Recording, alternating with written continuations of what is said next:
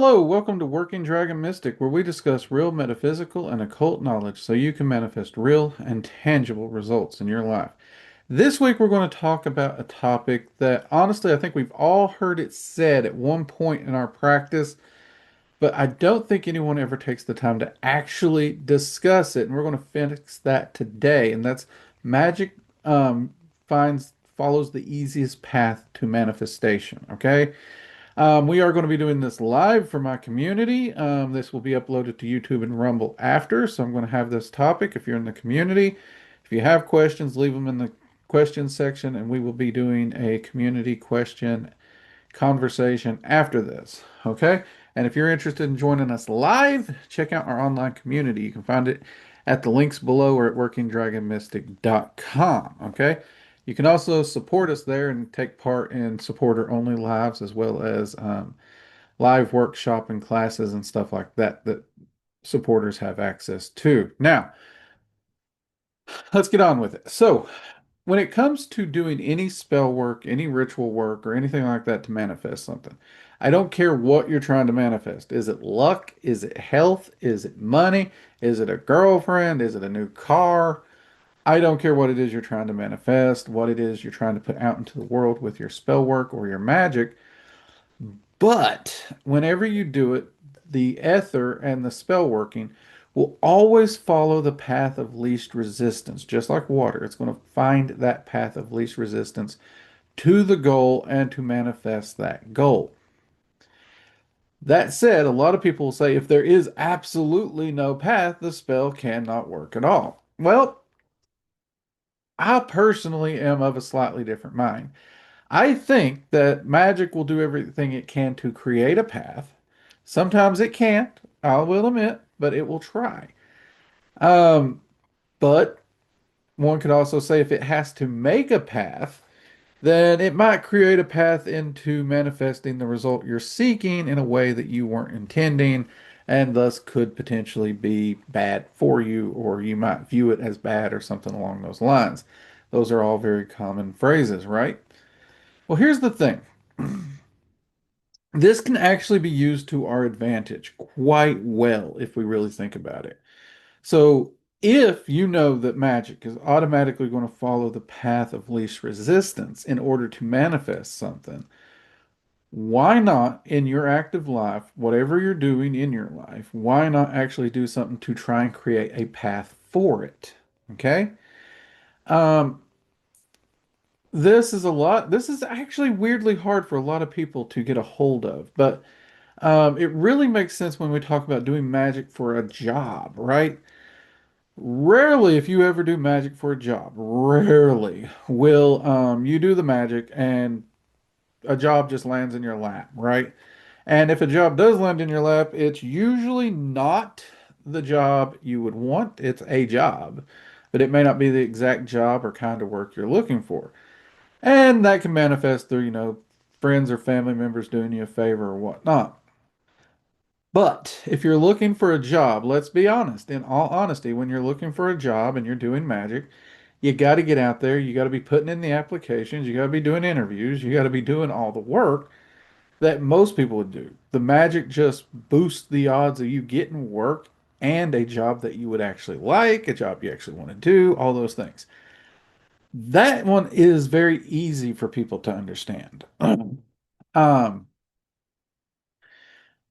So another one that a lot of people come to me about is prosperity. Let's be honest, prosperity magic might be quite possibly the most asked about magic. It might be a favorite next to love spells.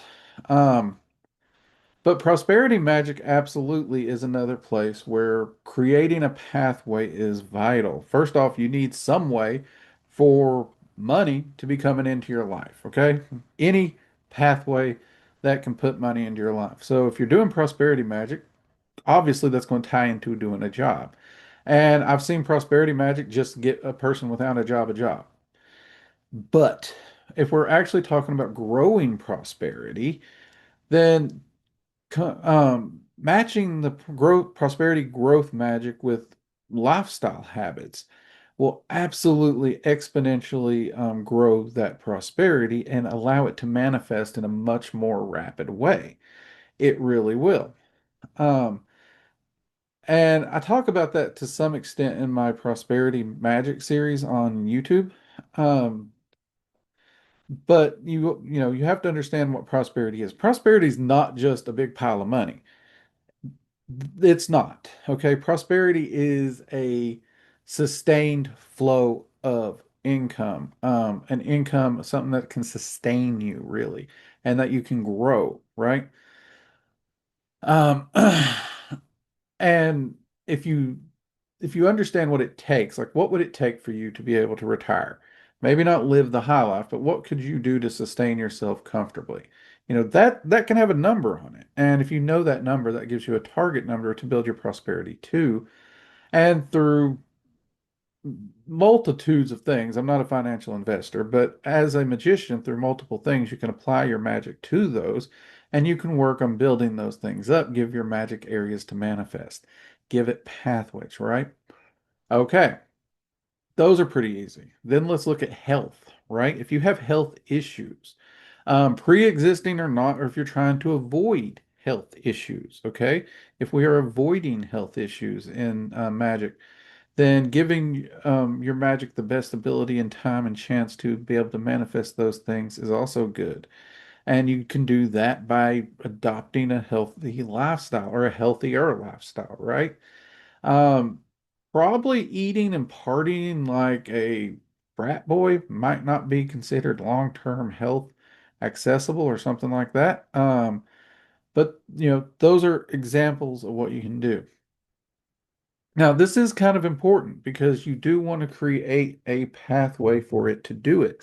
Now, this can get into more complex things. Like if we're talking about shadow work and the like, you still need to give these things an area to operate in.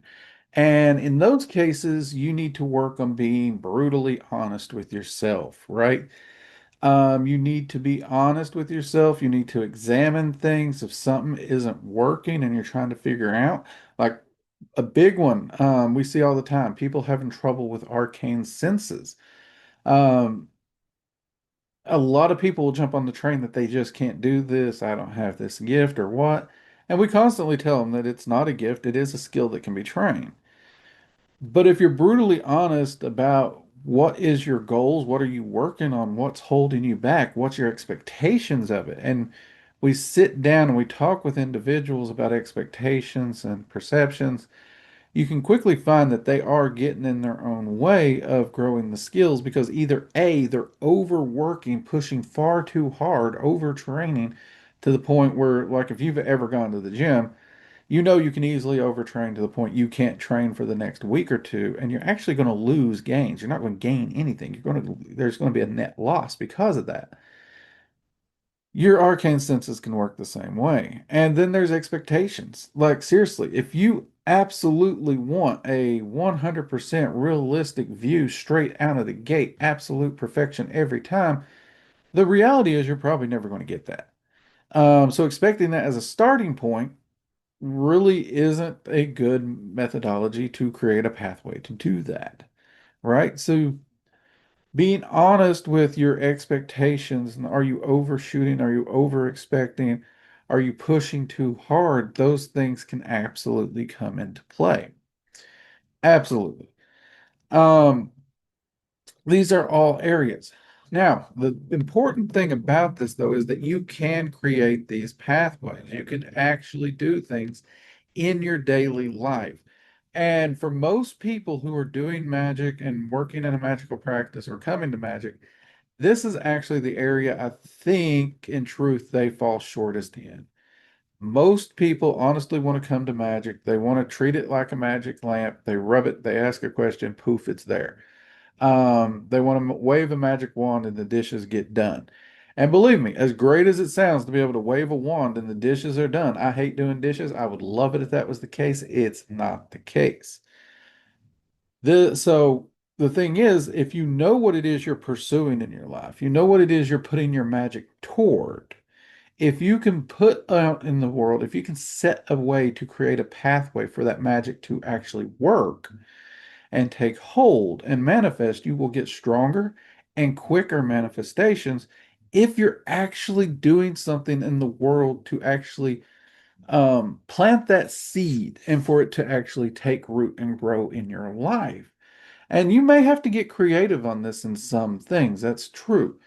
Um, but you need to, there's a few things we need to know. First off, when we do a spell, if we want prosperity, you should probably know what you mean when you say the word prosperity, because prosperity is a very, very vague word. It can mean a lot of things. And prosperity can manifest in a lot of ways. And you may manifest prosperity in your life that is in no shape, form, or fashion what you're looking for. And in that case, then, I mean, in my opinion, the spell's wasted. You may not agree with that. A lot of people might not, but it would be for me. If I'm wanting financial prosperity in a very specific way, I always do my prosperity spells with a good, solid focus. I know what I'm working toward and everything. I do all my magic that way. But by defining it, by actually saying, this is what I mean by prosperity, this is what I'm looking for, you can also take steps in your daily life to get you there and get you there quicker, whether it be looking for better employment, whether it be doing better at work, applying more focus, volunteering for more hours. You can do the things that you can do to give that magic something to latch onto and shape and mold and multiply. Um, and get you there far faster, right? Now, does this mean that I think that just because you want more prosperity in your life and you do a spell for prosperity, you should be working 60, 80 hours a week? No, because I'll be honest with you, 60, 80 hours a week is a great way to put money in the bank. Money in the bank, as I said, is not necessarily prosperity. I'm looking for long-term financial security when I say the word prosperity in my personal life. And I'll admit, 60 to 80 hours a week for the rest of my life, I don't view as comfortable or sustainable in any shape, form, or fashion. So, yeah, I would be looking for other avenues to put that prosperity to work. Now, some people, they're going to try and find, I know mages constantly are using magic to locate properties to either renovate and rent or renovate and flip. And they love doing this. They're very handy people. They like dealing with people. If they rent them, they actually like dealing with people and being landlords and, maintaining those properties. They enjoy it. I don't know that I would enjoy the headaches myself, but that is one thing. They do use their magic to help locate good properties. They use the magic to get good deals on the properties, to get good rates. They do magic to get good tenants. Like they use magic every step of the process to boost their ability to manage these properties, run these properties, and create a stream of income. But they're out there still doing it. They're doing the footwork, they're checking out the properties and everything, giving that magic something to latch onto, and they do very well. Some people do it with stocks. Some people, do it with gambling. I know poker players, they're magicians. They go tournament to tournament. They're using magic to help them out in different tournaments and win their money, right? I know barbecue competitors who use magic to make a living doing barbecue. Okay, straight up. I know people who do it. Now, you may say, well, that's not fair in the eyes of competition. Maybe, maybe not. I really don't split too many hairs on that because I can't remember the last time I went to a casino. I can't remember the last time I went to a barbecue competition or a foot race or anything like that. And I didn't see someone say a prayer of some kind, right? Technically, at the moment of prayer, you have already involved the divinities of whatever you're praying to into this competition. Straight up, that's it. So I don't really view spell work any different. Like if you can say a prayer for your success at the event, I can do a spell. Easy peasy, lemon squeezy, in my opinion. I'm not here to pass moral judgments on anyone. The whole point here, though, is that if you can get something, if you can find some way to actually create an avenue for that to take root and manifest. you will get stronger and faster manifestations. Now, there are plenty of times where we're doing magic that's not necessarily doable, right? Maybe you're doing magic for a friend or a colleague or somebody, or somebody's sick, someone's ill. We've always had that situation of so and so's ill, they're in a car wreck, pray for them, right? Um, there's nothing like, Christians and other religions, they'll pray, great. Technically, I know a lot of practitioners pray too. But practitioners, we also like to do a little spell work usually to help friends and family when we get that message. Nothing wrong with that. Is there anything I can particularly do if I have a sick loved one that I can do to help that latch on? Not really. Not really. Okay. I got a lot of friends and family where I do magic to improve their health, but by and large, they're not going to change their current habits, right? They're just not going to do it. Um, but you can still try to get the magic to help improve their health, right? Now, one thing I do think about, and I've spent a lot of time meditating about, is like if somebody's in the hospital, they're injured, the doctors are looking at them. I think that in and of itself helps the magic take root because there's already something being done going in the right direction. You know what I mean? So I do think that can help things take root also. So all these little things are great. Now, one area of magic that gets a little wonkier for some people is evocation and invocation. This is working with entities. Why does this get wonkier? Okay. Well, here's why.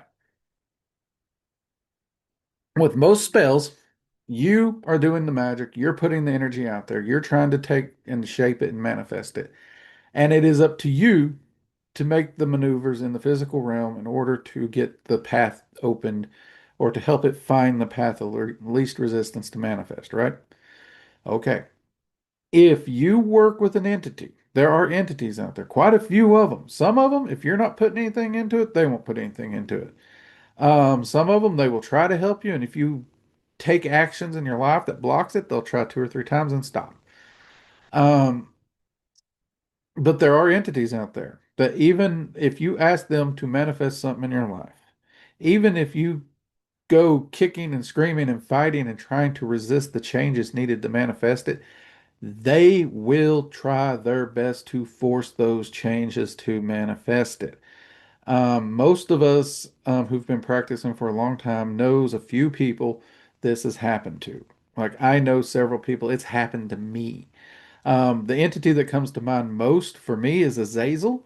Azazel's definitely one of those entities. Like you get Azazel to work in your life, you get Azazel to help you, to build you into the person you're trying to become, to help you reach your goal. Azazel's really good at getting you to that point, getting you to make those changes. And if you're unwilling to make the changes, well, he's going to start tearing it apart around you if he has to, because you have asked him to do something. He has agreed to do it. That doesn't mean he's going to do it comfortably. He will try to do it comfortably if you're willing to listen and do what you need to do. But if you're not willing to make the changes, he's not just suddenly going to he's not going to become a liar because you're lazy. That's why I say it can get wonky. So a lot of people don't like this ideal because they don't want some entity coming in and making all these changes, even if it gets them to where they wanted to go, right? I get that. I get that. When it happened to me, it was an extremely uncomfortable situation. Okay, it really was. It was a very, very hard time in my life, but I do not begrudge my work with Azazel at all. In fact, I love it. He's one of my favorite entities to work with, even still. What I have learned, however, is when working with entities, not only do you have someone else already helping to create pathways for things to manifest, you also have someone you can sit and talk with. What is it you can do now to also help these things manifest, right? And I do love that. I really do. And one thing I've learned and I've seen a few people do is if you approach an entity and say, hey, can you manifest this for me? And I make no changes at all in my life, except that manifests. Um, a lot of entities will just say no. because they know point blank that that's not going to manifest and create that massive of a change without you changing. Some will say they can try, but by and large, it's just not going to happen, right? So you got to work with that entity and talk with them. But it is nice to have someone to work with, and that's one of the reasons I do like evocation. I love evocation more for the learning to do for myself. I've always said that. But at the same time, it is still nice to have someone working toward my goals with me at the same time. But you need to be aware that since there's someone else working, there's someone else changing things, even if you don't want it changed, right? And in some cases, like let's look at the dragons. Like, we mentioned Azazel. Let's look at the dragons, okay? The draconic rulers. A lot of people's like, I won't work with demons, blah, blah, blah. Okay, demons have a bad rap. I've seen angels be just as bad, if not worse than demons, but let's look at the dragons, right? The first four rulers are pretty chill, as far as chill goes with dragons. And for the most part, when you're working with them, if you aren't trying to do something, if you're not trying to make the changes, they're not really going to force that change through too much, even if you asked for it. They're going to try and work on you to get you to see that light first.